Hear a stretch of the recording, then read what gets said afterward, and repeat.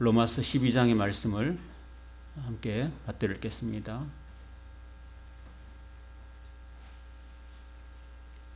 12장 1절과 2절의 말씀을 함께 읽도록 하겠습니다. 시작.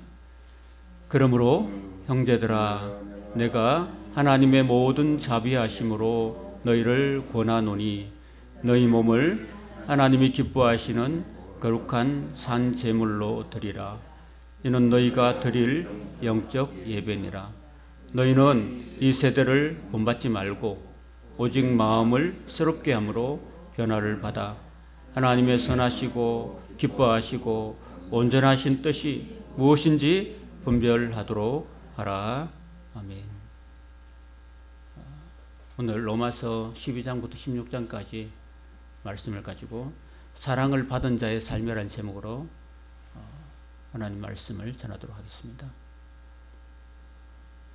오늘 읽었던 본문 1절과 2절에 보면 바울은 지나온 로마서 1장부터 11장까지를 언급했잖아요. 거기에 담겨있는 하나님의 그 구원과 예정과 섭리 이런 것들을 쭉 언급해 왔습니다. 그리고 이제 12장부터는 결론적으로 말하는 거예요. 그러므로라는 것은 앞에 뭔 얘기를 해놓고 그 다음에 이제 결론적으로 뭐 이래야 되지 않겠느냐 하는 거죠, 그죠? 우리 인간들은 다 죄인으로 태어났다. 죄 가운데 살다가 죽을 수밖에 없는 존재다라는 것들이 이제 로마서에 쭉 언급되어 있습니다. 그래서 그 죄인들을 구원할 수 있는 방법은 율법을 지켜서 구원이 되는 것이 아니라 율법은 단지 인간이 죄인이라는 사실을 깨닫게 해줄 뿐이고 그 율법을 완성시킨 분은 바로 하나님의 아들 예수 그리스도시다. 그분이 이 땅에 성육신하셔서 하나님의 어린 양이 되셔서 그분이 우리 모든 죄를 다 짊어지시고 그 죄값을 다 청산해 주시고 우리를 죄로부터 건져주시고 구원해 주셨다. 그분을 믿음으로 우리가 의롭게 된다라는 그런 이야기를 하고 있습니다. 그리고 바울이 가장 고민했던 로마서 9장부터 11장까지는 동족 이스라엘이 안 믿어가지고 너무 마음이 아프고 마음에 고통이 심했는데 알고 보니까 하나님께서 다 섭리가 있었다라는 이야기를 합니다. 그 동족들이 꺾여지는 바람에 이방인이었던 저와 여러분들이 접붙임을 받게 돼가지고 이방인들의 수가 충만하면은 비로소 유대인들도 이스라엘 사람들도 마음의 시기가 나가지고 그들도 우리도 접붙여 주세요라고 함으로써 이제 마지막 때는 모든 이방인과 유대인들이 다 하나님 앞에 구원을 받게 되는 그런 놀라운 하나님의 지혜, 그 깊도다 하나님의 놀라운 지혜, 부유함이여 풍성함이여 그 하나님의 놀라운 지혜를 청량할 사람이 없다라고 찬양을 드리면서 11장까지 마치고 있는 거죠. 그리고 이제 이렇게 이야기를 해놓고 12장부터는 이제 그러므로 우리가 이렇게 하나님의 모든 자비하심을 우리가 받았지 않느냐. 그 하나님의 자비하심이라는 것이 우리 성도들의 삶의 결론을 맺어줄 수 있는 하나의 원동력이 된다는 거예요.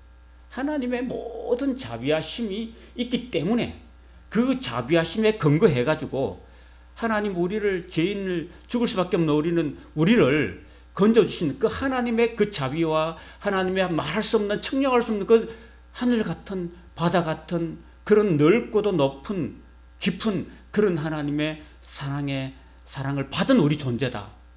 그래서 하나님이 그 아들을 십자가의 속죄 제물로 바치셔가지고 죽어주셨잖아요.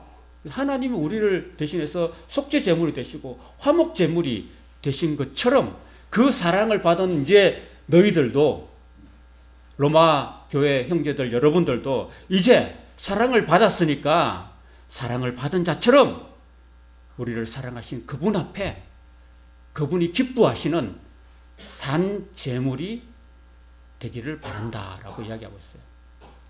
보통 여러분 제물은 원래 죽잖아요. 그죠? 여러분 제사 지낼 때 펄펄 펄펄 뛰는 생선을 올립니까? 죽은 걸 올리잖아요. 근데 우리는 참 놀랍게 신기하게도 우리가 산 제물이 된다는 거예요. 살아있는 제물. 구약의 모든 제사는 다 죽은 제물이었습니다. 죽여가지고 각을 떠서 태워드렸는데 예수 그리스도로께서 이 땅에 오셔서 단번에 완전하게 영원한 제사를 십자가에서 속죄제물로 드리고 난 다음에는 동물로 드리는 제사들은 다 폐해버렸습니다. 다 폐하고 난 다음에 우리가 예수 그리스도 함께 예수 그리스도의 죽으심과 연합해서 우리가 함께 죽었고 또 함께 죽은 자로서 그리스도의 부활과 연합해서 함께 새 생명으로 다시 산 존재이기 때문에 우리는 이제 그리스도 안에서 새 생명을 가지고 사는 존재이기 때문에 이제 우리가 죽으면 안 되잖아요. 우리가 이제 하나님 앞에서 새 생명을 가진 존재로서 새 생명을 가지고 이제 우리의 삶을 가지고 여기서 너희 몸을 드리라고 하신 말씀은요. 우리 몸뿐 아니라 이 전체 우리 인간 내 자신의 전체 거듭난 내 인생 전체 새 생명을 얻은 내 자신 전체 전 인격을 다해서 또는 다시 좀 더 확장시키면 내 전 삶을 다 드려서 하나님이 기뻐하시는 제물로 바쳐라 하는 것이에요. 그래서 결국은 구원받은 하나님의 사랑과 구원을 받은 우리가 우리 삶 자체를 하나님께 드리는 것이 하나님 기뻐하시는 산 제사라고 바울이 얘기하고 있습니다. 그것이 너희가 드릴 영적 예배라고 말씀하고 있습니다. 영적 예배라고 했는데 그 영적이라는 말을요. 여러분 혹시 성경 안에 각주에 보면요. 합당한이라고 되어 있어요. 합당한. 그렇게 우리 자신의 삶을 드려서 삶으로 드리는 예배 그게 바로 합당한 예배라고 이야기하고 있습니다. 여러분 우리가 교회 이름을 지을 때 우리는 우리 교회라고 짓고 또 신성교회라고 짓고 또 그 지역 이름을 따서 짓고 이렇게 하잖아요. 근데 교회 이름 중에서 이런 교회가 있어요. 삶이 예배인 교회 이런 교회도 있어요. 그래서 우리의 삶 자체가 예배라는 거예요. 여러분 교회에 와가지고 예배 드리는 이 예배만 예배가 아니라 우리 삶 자체가 내 삶 전체를 하나님께 드리는 날마다의 그 삶 자체가 바로 예배라는 거죠. 그리고 우리 예배에 대한 인식을 다르게 해야 되는 거예요. 굳이 꼭 교회 와서 찬송하고 기도하고 말씀 듣고 이런 게 아니라 우리가 삶 자체를 하나님 앞에서 하나님 기뻐하시는 그 삶을 살아가는 것 자체가 그거라는 거죠. 그리고 3절에서 13절에 보면은 그 달라진 삶 자체가 어떻게 나타나냐면은 제일 먼저 교회라는 공동체 속에서 나타난다는 겁니다, 여러분. 여러분 그 교회라는 것은요 그런 거예요. 교회라는 것은 예수님을 믿는 사람들의 모임을 공동체라고 해요. 하나님으로부터 부르심을 받은 사람들의 모임을 공동체라고 합니다. 교회라고 합니다. 영어로는 헬라어로는 에클레시아라고 에클레시아는 에크라는 것은 불러냈다, 이끌어냈다는 뜻이에요. 그러니까 하나님을 믿는 사람들, 믿음도 하나님이 주시는데 그 하나님을 믿는 사람들을 불러낸 그 모임 자체가 교회예요. 교회. 그 교회는 바로 하나의 몸을 이루고 있어요. 하나의 몸, 유기체를 이루고 있는데 생명체. 교회라는 것은 하나의 어떤 물건이 아니라 생명이 담긴 어떤 유기체, 생명체가 교회인 거예요. 그 사람으로 비유하면은 몸이라고 할 수 있어요. 몸은 머리를 중심으로 해가지고 각 여러 구성원을 이루고 있잖아요. 교회의 머리는 예수 그리스도입니다. 그리고 에베소에 보면 교회의 머리를 예수 그리스도라고 말씀하고 있습니다. 그러니까 우리 예수님이 우리 몸에 가장 중요한 머리가 되시고 우리는 각자의 그 몸을 구성하는 손과 발이나 지체가 되는 거죠, 여러분. 그리고 여러분 머리가 하나 있고 손이 2개 있고 발도 2개 있고 그렇잖아요. 각 서로가 달라요. 여러분은 이제 우리 교회라는 교회 공동체 안에서 여러분은 각기 다른 지체를 이루고 있다라는 것을 생각하시면 돼요. 그리고 우리가 얼굴이 하나도 같은 사람이 없잖아요. 그죠? 다 보면 하나도 똑같은 사람이 없잖아요. 이름도 다 다르죠. 생일도 다르고. 태어난 날짜도 다르고 죽는 날짜도 다 달라요. 그 다 다른 거야. 이게 한 몸이지만은 예수 그리스도를 머리로 하는 한 몸이지만 우리는 다 각자 다르고 다 다른 다양성을 가지고 있습니다, 여러분.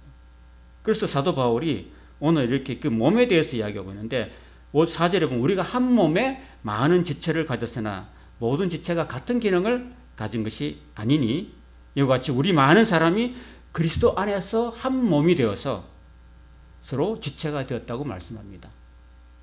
그래서 지체 안에는 뭐가 있어요?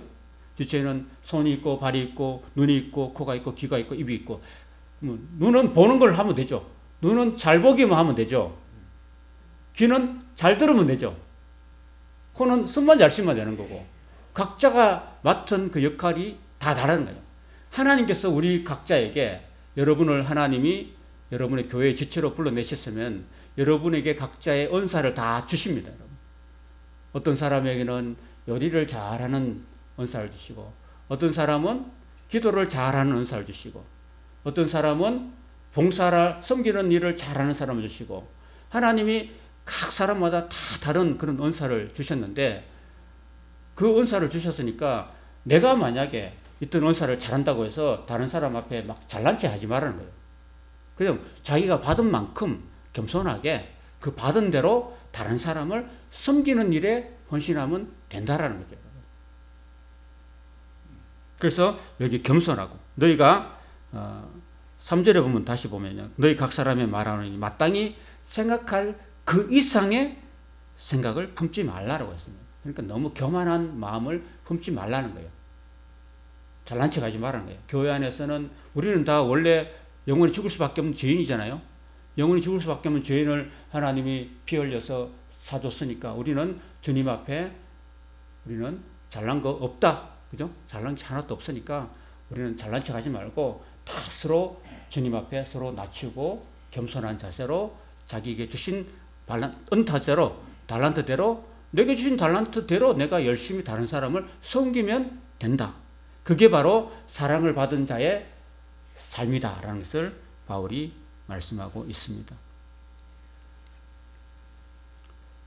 그리고 14절부터 21절에 보면요.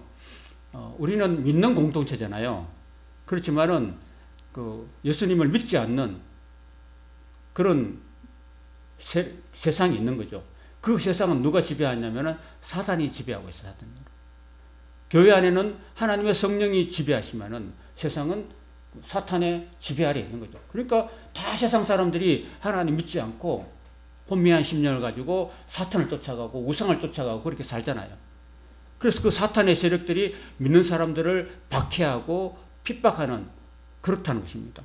자, 그럼에도 불구하고 우리는 믿는 사람들은 그 핍박하는 사람, 믿는 사람들을 박해하는 사람들을 저주하면 안 된다는 거죠. 저주하지 말고 축복하라고 이야기하고 있습니다. 저주하지 말고.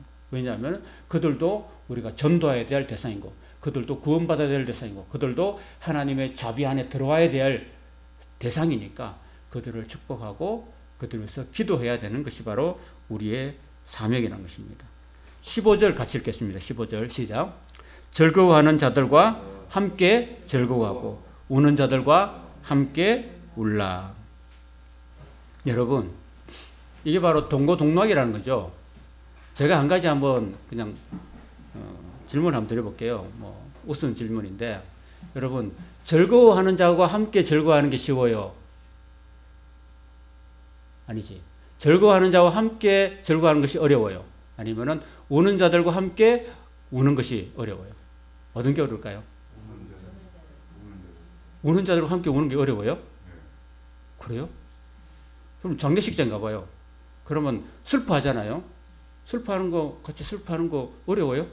내가 그분 진정 같이 그분의 아픔을 동행한다면 어렵지 않, 내가 그분과 아파하면은 어렵지 않잖아요. 그죠? 근데 더 어려운 건 뭐냐면은 웃는 자들과 즐거워하는 자들과 함께 즐거워하는 게 쉬울까 어려울까? 인간은 원래 죄성을 가진 존재이기 때문에 남이 잘 되는 거 안 좋아해요. 그렇죠? 생각해 보세요. 자, 저하고 우리 그 군사님하고 자녀가 딱 있어요. 같이 있는데 둘 다 고3이야. 예를 들자면 고3인데 둘 다 열심히 했는데 내 자녀는 대학에서 떨어졌어. 마음이 슬퍼요. 근데 우리 권사님 자녀는 대학에서 원하는 대학에 S대에 들어갔어. 자, 그런데 내 입장에서는요, 우리 아들이 막 떨어졌어. 우리 아이가 낙심해 있는데, 그 권사님과 함께 정말 진정으로 축복해 줄 수 있는 그게 쉬워요, 어려워요? 어렵죠. 어렵죠. 그게 어렵다는 거예요. 그러니까 여기 절구한 자들과 함께 절구하는 거 not easy. difficulty한 이야기입니다, 여러분. 사실 이게. 그래서 그래도 예수님을 구주로 모셔드리는 우리들은요, 절구하는 사람들과도 충분히 절구할 수 있어야 되고, 우는 자들과도 같이 울 수 있는 그런 마음 자세. 그게 바로 누구의 마음이냐? 예수님의 마음인 거죠. 예수님도 여러분 가나 혼인 잔치에 가가지고 같이 절거해 줬잖아요, 그죠? 맞죠? 예수님은 이제 주로 많이 예수님이 웃었다는 이야기는 많이 없는데도 예수님은 항상 가난한 자, 아픈 자, 환자들, 병자들, 귀신 들린 자들 이런 사람들하고 많이 다니다 보니까 사실 예수님은 많이 웃지를 못하셨던 것 같아요. 그렇지만 한 번은 그런 일이 있었어요. 성령으로 기뻐하셨다는 이야기를 합니다. 근데 사실 우리가 이 땅에 살면서 사실 이렇게 막 절구하는 일보다는 사실 아픈 일이나 슬픈 일이 더 많잖아요. 그래서 교회는 항상 경조사가 있는데 그래도 즐거운 일에도 같이 정말 기뻐해 줄 수 있는 그런 마음. 내가 비록 아프고 내가 비록 안 좋은 일이 있더라도 그 상대방이 즐거운 일이 있으면은 기꺼이 즐거워해 줄 수 있는 그런 마음이 필요하고, 또 상대방도 내가 아픈 일을 당했을 때는 진심으로 위로해 주고 아파해 줄 수 있는 그런 마음이 우리에게 필요한 겁니다. 이게 바로 사랑을 받은 자의 삶의 자세라는 거예요. 그리고 심지어는 원수까지도 사랑하고 사랑하라고 여기 이야기하고 있습니다.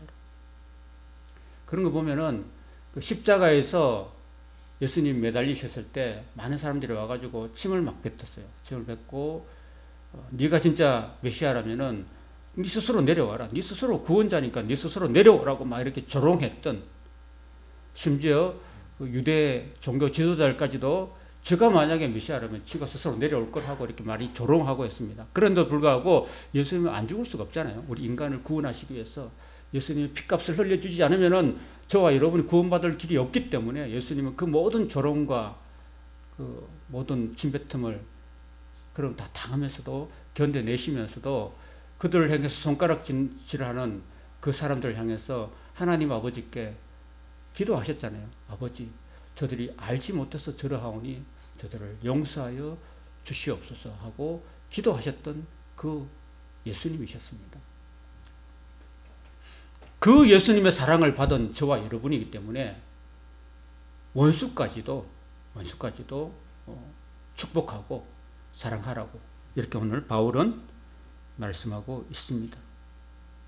그리고 네 원수가 줄이거든 먹이고 목마르거든 마시오라. 여러분, 보통 우리 원수 지면은요 쳐다보지도 않죠. 그리고 쳐다보지도 않을 뿐더러 정말 그 원수를 마음에 막 품고 막 이를 갈죠. 그죠? 그래, 어떻게 하든 저 원수를 좀 갖고 싶고, 그리고 밤이나 낮이나 이 마음속에 불을 품고 있죠. 그죠? 불을 품으면 원수는 멀쩡해요. 누가 다쳐요? 자기가 다친다니까. 그 불을 많이 품고 있는데 그 불이 내한테 엄청 열을 받게 하고 스트레스를 줘가지고 그 원수를 갚기 전에 내가 그냥 타버린다니까요. 그래서 바울이 뭐라고 말합니까? 네 원수가 줄이거든 먹이라. 줄이면 줄인 대로 내버려 두는 게 우리 인간 아닌가요? 그리고 목마르면 목마른 대로 내버려 두는 거지. 누가 어디 가가지고 그냥 일부러 물 떠가지고 마시게 할 수 있습니까? 그러면 그러는 그 인간, 그 원수를 마음에 품고 있는 그 인간 자체는 미움이 가득 남아 있는 거예요. 그 미움이라는 것이 그 내 마음속에 계속 부채질하고 있기 때문에 그 미움이라는 것이 나를 파괴시킨다는 겁니다, 여러분. 그 인간을 파괴시키는 건 나를 파괴시킨다니까요. 그러니까 하나님의 원리는 그거예요. 그 원수가 줄이거든 먹이라, 목마르거든 마셔라. 그렇게 함으로써 그 숯불을 그 사람 머리 위에 얹어 놓는 것이라고. 숯불이 머리 위에 올라가 있으면 어떻게 돼요? 머리가 다 타버리는 거죠, 그죠? 머리가 타버리는 게 아니라 죽겠죠, 그죠? 그런 말씀을 20절에 하고 있는 거예요, 여러분. 이것이 우리를 박해하는 원수들, 세상을 향한 우리 믿는 성도들의 자세. 이 쉬워요, 어려워요? 내 힘으로 할 수 있어요, 없어요? 못합니다. 그러니까 우리는 누구를 의지해야 됩니까? 하나님을 의지해야 됩니다. 하나님. 예수님도 하나님 의지하고 살았다니까요. 예수님이 세례받을 때 성령이 비둘기처럼 내려왔잖아요. 성령이 비둘기처럼 안 내려왔으면 예수님이 그렇게 살 수 있을까요? 못합니다. 우리는 늘 기도해야 되는 이유가 뭐냐면은 여기 12절에 보면 기도에 항상 힘쓰라고 이야기하고 있는데, 기도에 항상 힘쓸 이유는 뭐냐면 기도는 하나님의 능력이 우리한테 들어오는 통로가 되기 때문이에요. 통로, 루트가 되기 때문입니다.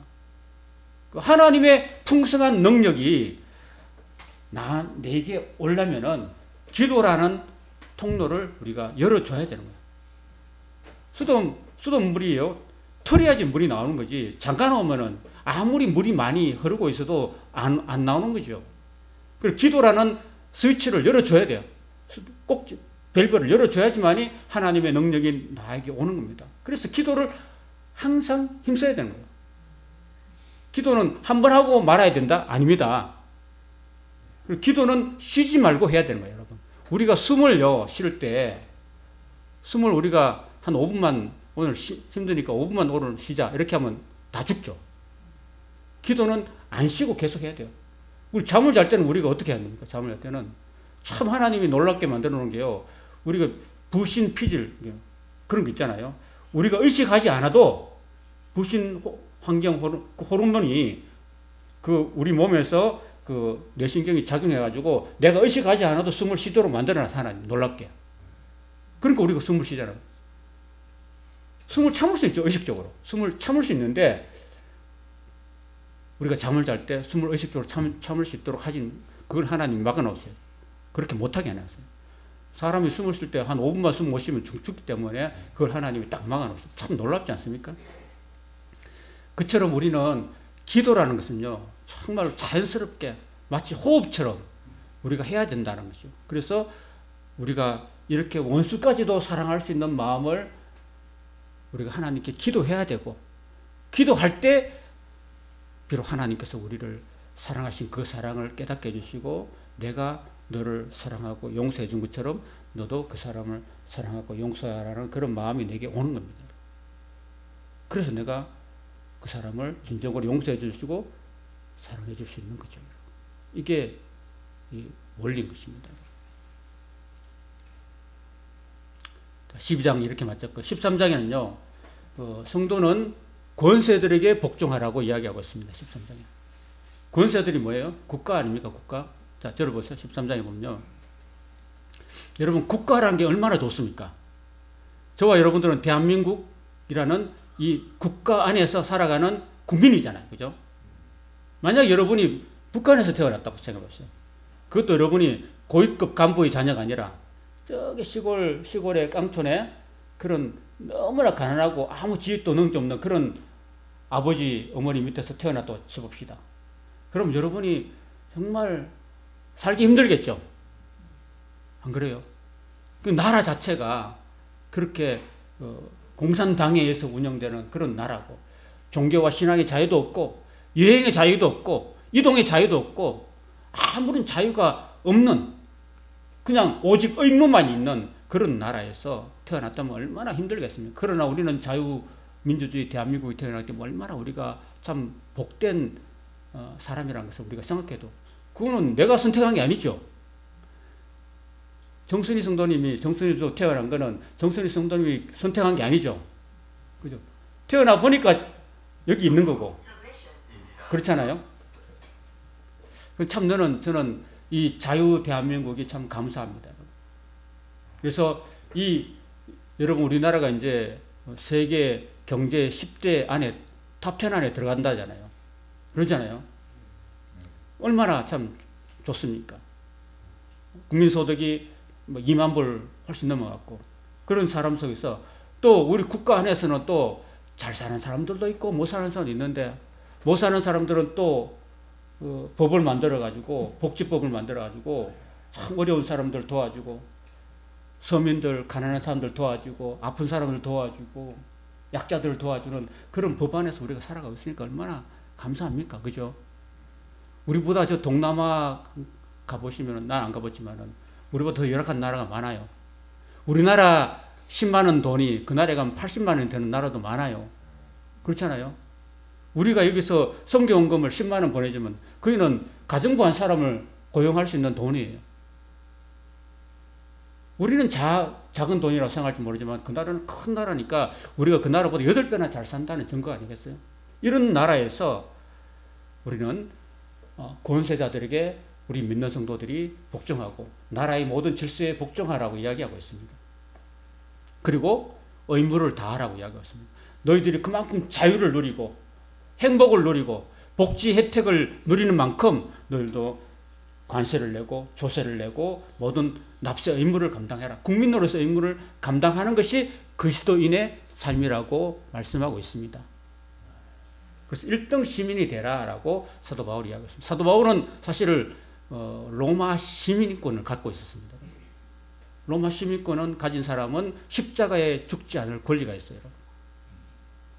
유대인들은 십자가에 죽었잖아요. 예수님도 십자가에 죽었잖아요.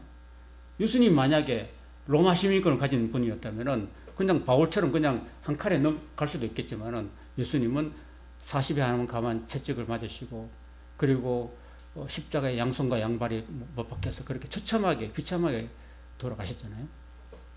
그러는 바울은 로마 시민권의 그런 권한을 갖고 있었기 때문에 어디 가도 보호를 받을 수 있었습니다. 바울은. 그런 그 정도로 권리가 있는 반면에 의무가 있다. 우리 예수 믿는 사람들도, 믿는 사람 중에서도 권세들에게 복종하고 그리고 선을 행하라. 여러분, 국가가 있음으로써, 법이 있음으로써 뭐가 좋습니까, 여러분? 이 땅에 악을 방지할 수 있는 거죠. 맞죠? 여러분, 왜 칼을 줬습니까, 하나님? 왜 권세자들이 칼을 줬습니까? 칼을 준 거는 착한 사람들을 해치라고 준 게 아니죠.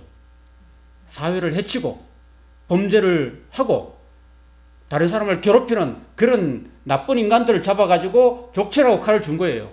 그러니까 국가라는 것은, 권력이라는 것은, 칼이라는 것은 선한 의미로 사용하라고 하나님 주셨기 때문에 하나님의 선한 의도를 우리가 복종해야 되는 거죠. 그래서 우리가 죄를 짓지 말아야 되는 이유가 그거죠. 우리가 도둑질하지 말아야 되고 나쁜 짓 하지 말아야 되는 이유가 국가라는 그런 칼이 존재하기 때문에 그런 겁니다. 그건 감사한 거죠. 국가가 있는 거 감사하죠.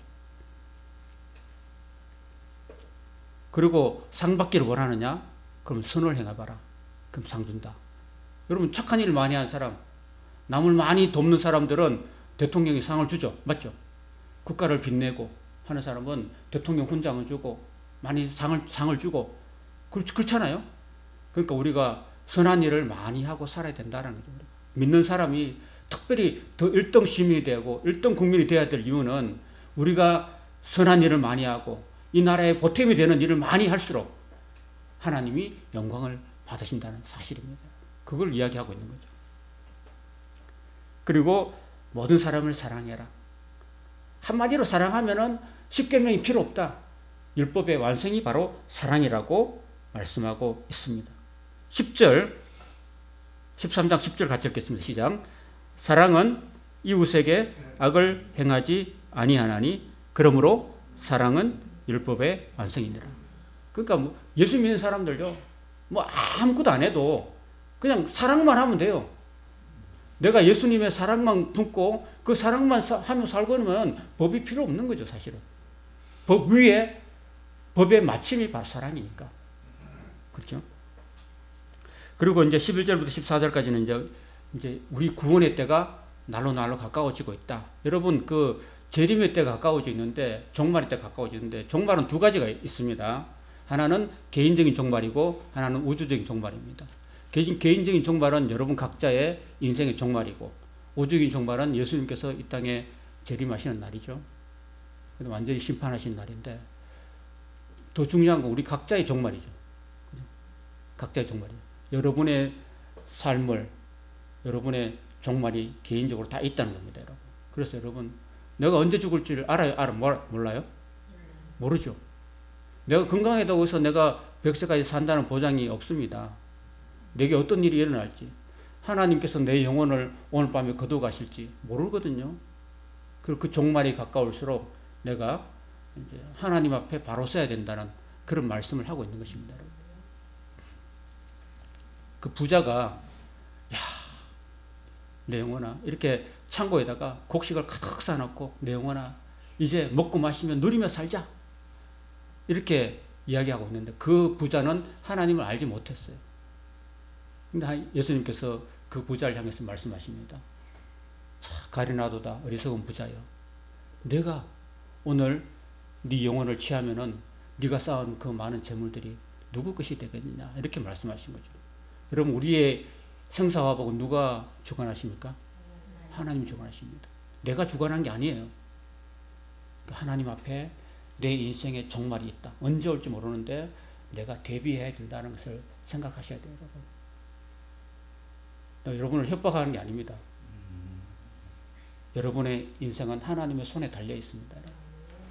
우리를 지으신 그분 손에 달려있기 때문에 내가 인생 살아가는 동안이 이 기회라는 기회, opportunity, 기회입니다. 기회 동안에 우리가 예수님을 바로 깨닫고 그 예수님이 나를 구원하신 분이라는 사실 깨닫고 그 예수님의 사랑을 깨닫고 내가 그 사랑에 보답하고 응답하는 삶을 살아야 된다. 그것이 바울이 주시는 말씀인 것입니다. 그리고 14장부터 15장까지는요, 이제 믿음의 공동체 안에서, 우리 교회 공동체 안에서 믿음이 강한 사람이 있고 약한 사람이 있다. 그러니까 내가 믿음이 좀 있고, 내가 교회를 열심히 다니고, 어릴 때부터 다니고, 내가 교회 터줏대감이고, 그렇다고 해서 다른 사람 믿음이 연약하고, 저 믿음이 연약해가지고, 제대로 헌신도 못하고, 봉사도 못하고, 그런 사람 있잖아요. 그죠? 여러분, 믿음이 있으면은, 하나님께 온전히 헌신하는데, 믿음이 없으면은 헌신을 제대로 못하니까, 야, 막 이렇게 막 다그치지 말고, 그를 불쌍히 여겨주고, 그 믿음이 약한 자를 비판하지 말고, 그를 품어주고, 그 약한 자의 약점을 감당하면서 잘 도와줘라. 이런 얘기를 14장부터 15장까지 하고 있는 거예요, 여러분. 15장 1절 같이 읽겠습니다. 15장 1절 시작. 믿음이 강한 우리는 마땅히 믿음이 약한 자의 약점을 담당하고 자기를 기쁘게 하지 아니할 것이라 그랬습니다. 그래서 자기를 기쁘게 하지 말고 이웃을 복되게, 내보다 약한 사람을 유익하게 만들어주는 그런 삶을 살아가야 된다라는 이야기를 하고 있습니다. 자, 15장 후반부에 이제 바울이 이제 지금 현재 고린도에서 로마로 편지를 보내고 있거든요. 이제 고린도에서 어디로 가냐면은 그에게 연보를 모아가지고 예루살렘을 지금 도와주러 가고 있는 거예요. 예루살렘 들어가지고 있는데 그 예루살렘으로 많은 연보를 가지고 가난한 성도들을 도와주러 가는 그 길에 어려움이 없도록, 그리고 그 연보를 받는 가난한 성도들이, 예루살렘 성도들이 받음직하게 해달라고 기도하고 있습니다. 우리가 남을 도울 때 그 사람 자존심까지 상하면서 도와주면 안 됩니다, 여러분. 청소년들을 돕는다고 교회에서 장학금을 주는 경우가 있어요. 이제 가난하다고 해서 그 아이가 못 산다고 해서 주면은 그 아이가 마음이 상해요. 그러니까 그 아이에게 자존심 상하지 않도록 공부도 잘해야 된다고 이렇게 붙여줘야 돼요. 공부도 잘하고 어렵지만은 열심히 공부해서 우등생이다 라고 이렇게 그 아이의 그 자존심을 상하지 않고 장학금을 줘야 되는 거예요. 조금 이 아이는 가난하다고 해서 주면은 이 아이는 장학금 받으러 안 나와요. 자존심 상하니까 다른 친구들 앞에서. 그러니까 우리가 남을 섬기는 거나 남을 도울 때도 합당하게 그 도움이 그 사람 자존심 상하지 않고 그 사람이 기쁘게 받도록 이렇게 주는 것도 기술이에요. 잘 줘야 된다. 그런 이야기를 사도 바울이 하고 있습니다. 그럼 마지막에 이제 16장에 가면요. 16장에 가면은 로마에 있는 많은 성도들을 언급하면서 바울이 안 가봤어요. 안 가봤지만은 여기 한 여러 명의 그런 아는 사람들을 언급하면서 그들에게 문안하고 그리고 마지막 축복으로 마무리하고 있습니다. 여러분. 이렇게 로마서를 이제 마무리하게 됐습니다. 오늘 제목이 사랑을 받은 자의 삶입니다. 여러분. 우리가 예수님의 그 십자가의 구속의 그 사랑을 받은 우리는 그 사랑을 깊이 감동하고 그 사랑을 깊이 깨닫고 그 사랑이 여러분이 눈물을 흘리는 그런 은혜가 있기를 축원합니다. 그리고 그 사랑에 보답하고 응답하는 그런 삶으로 우리가 살아가야 될 줄로 믿습니다. 그런 삶이 있을 때 그런 삶이 참으로 하나님이 기뻐하시는 삶이다라는 것을 기억하고 내 믿음이 더 장성해지고 더 높아질수록 나보다 더 연약한 그런 믿음이 약한 성도들도 있고 또 아울러 세상에 나가면 아직도 믿지 않는 많은 사람들이 살아가고 있으니까 그 사람들을 품으면서 그 사람들을 위해서 기도하고 그 사람들 앞에서 정말 믿는 자의 아름다운 그런 본을 보이면서 살아가는 것이 우리 성도의 삶의 자세라고 생각합니다. 그런 삶을 살아서 아름다운 열매, 믿음의 열매, 전도 열매를 많이 맺어서 하늘나라 가서 큰 상급 받는 우리 모든 성도님 되시기를 주님의 이름으로 축원합니다. 아멘.